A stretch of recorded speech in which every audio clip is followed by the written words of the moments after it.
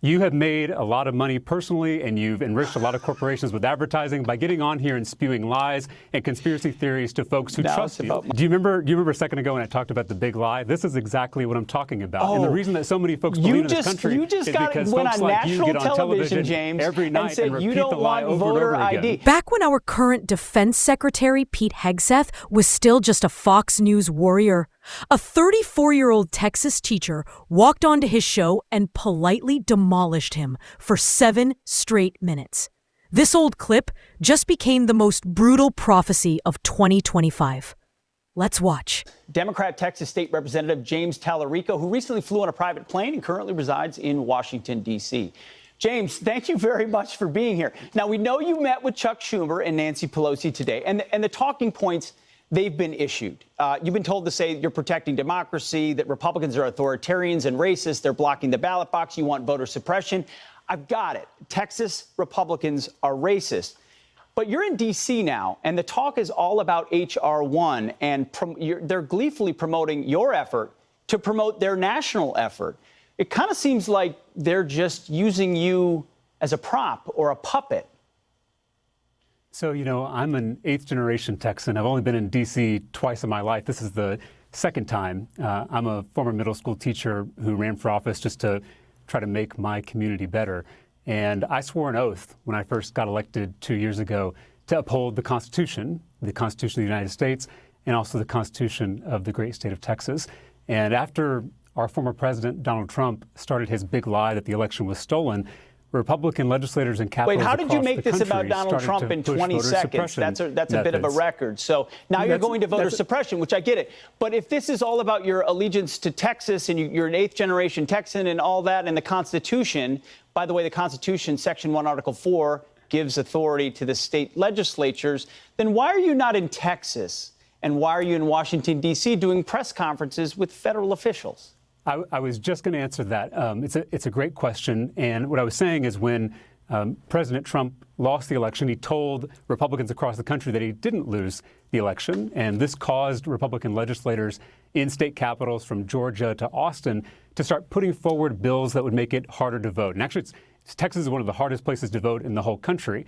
And so when this started, many of my Democratic colleagues tried to negotiate with our fellow legislators, most of them Republicans, to try to make the bill less damaging, less harmful, less dangerous to constituencies across the state of Texas. Unfortunately, our Republican colleagues didn't want to negotiate with us. Is 17 days of early voting and adding an hour of voting too much? Is it too difficult to provide, I don't know, your driver's license number and the last 4 digits of your Social Security number? Is that too much to ask a voter in Texas?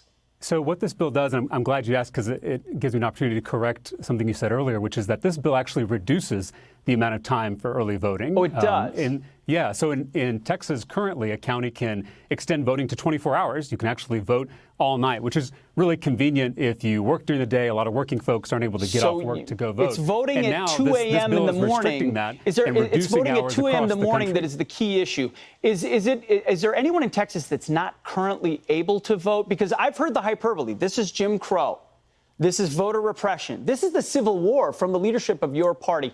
Is there currently a single example you can provide me of a registered citizen voter in Texas that can't vote if we're fighting the Civil War here? Thankfully, this bill has not passed yet, and God willing, it won't pass. No, if the bill passes, will there be any minority or woman that's not able to vote? So the person who oversees elections is appointed by a Republican in the state of Texas. It's a Republican-appointed Secretary of State. And she actually said that Texas's elections in the past 2 cycles were safe, smooth, and secure. Those were the 3 words that she used to describe it. But we also had, as you pointed out, your party has pointed out time and time again, we needed to expand these things because of COVID.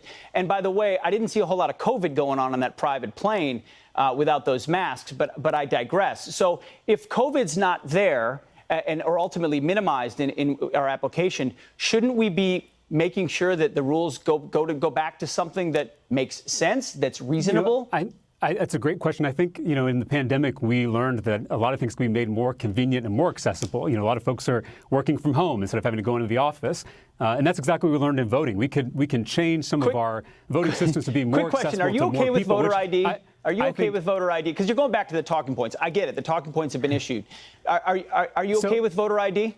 So voter ID is currently required in the state of Texas. I opposed having to How have about a for driver's mail-in license ballots? to vote. How about having to send your ballot in? Should you have to prove who Sorry, you are? Because that's Pete, what Democrats are opposing. Pete, I just said I oppose voter ID. Currently, it's a law in Texas, but I oppose that law because I think you don't need it. You oppose voter ID? You don't think the most sacred obligation of our republic, you should have to prove who you are in order to vote? So there are a lot of Texans, actually hundreds of thousands, who don't have a driver's license, who don't drive at all. Do they have a social security number? Because according to this Republican law, you can put your last 4 digits of your social security number in as proof of who you are. Do they not? No, help me out. Do those people not have social security numbers? And who are these people that can't get IDs?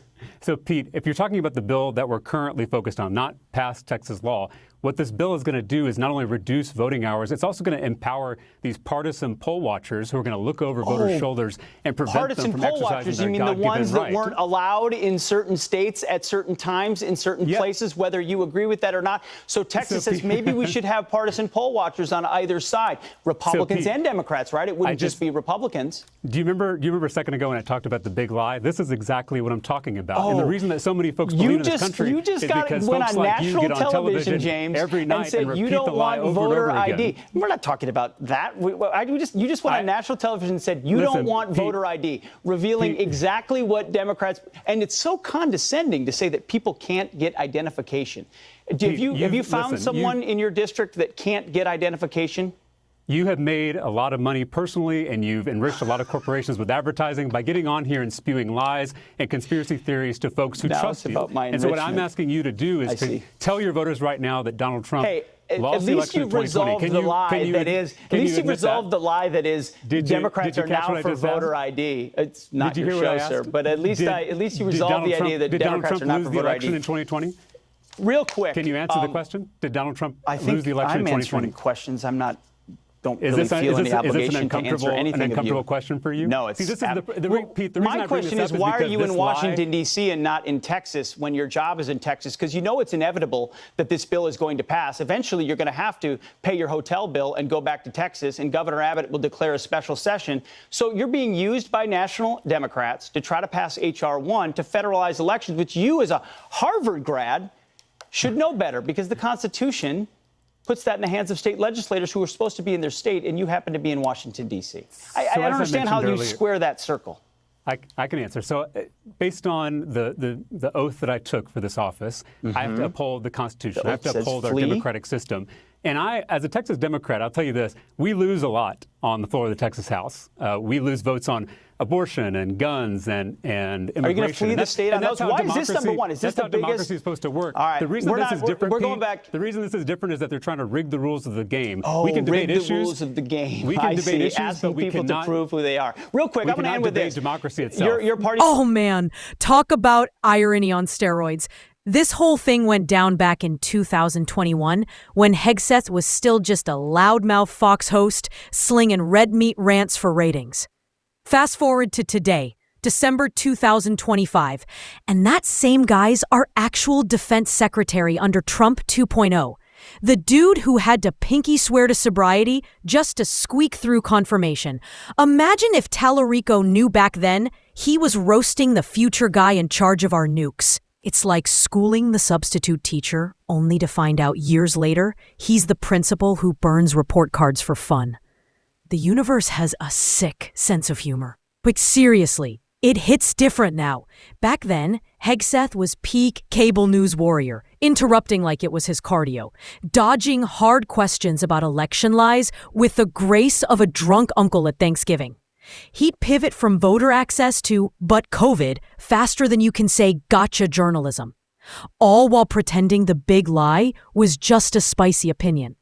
Talarico called it out without mercy, not with anger, but with this quiet, I see you stare that made Hegseth squirm harder than a kid caught with his hand in the cookie jar. It was the first crack in the Fox facade, showing how their tough interviewer shtick crumbles when faced with someone who's more interested in facts than fireworks. Compare that to now. Hegseth's not the host anymore. He's the big boss at the Pentagon, allegedly green-lighting missile strikes on fishing boats and mumbling fog of war when the bodies float up. The same guy who couldn't handle a polite Texas teacher grilling him on voting rights is now the one with his finger on the button, changing stories about no survivor's orders like he's updating his Twitter bio. It's poetic justice, gone wrong or right, depending on how dark your humor runs. Back in 2021, he was all bluster and no backbone, dodging the simple question of election reality like it was a silver bullet. Today, he's dodging war crime allegations with the same playbook. But the stakes are lives, not just bruised egos. Talarico exposed the man then. Now, the man's exposing the monster he became. And let's talk about what this says about the whole ecosystem. Fox didn't just give Hegseth a platform back then. They built him into a brand. The rugged vet who'd own the libs without breaking a sweat. But when a real conversation happened, he folded like a lawn chair in a hurricane. It's the same machine that chews up truth and spits out outrage, rewarding volume over virtue. Talarico didn't play. He pierced the bubble. And in doing so, he showed that the real power isn't in the interruptions or the interruptions. It's in the pause, the breath, the moment you let the lie hang there naked and uncomfortable. Hegseth's past self would roast his present self into oblivion. The guy who ranted about consequences for war crimes on air is now the one accused of ordering executions off the Venezuelan coast. The host who hammered election integrity is the one who couldn't admit a simple fact when pressed. It's not evolution. It's devolution, from cable crusader to cabinet catastrophe. Talarico didn't just win an interview. He predicted the fall. This clip is a time capsule of what if. What if we listened to the teachers instead of the screamers? What if calm was the new chaos? What if Fox's biggest threat isn't the radical left, but the quiet guy with a lesson plan?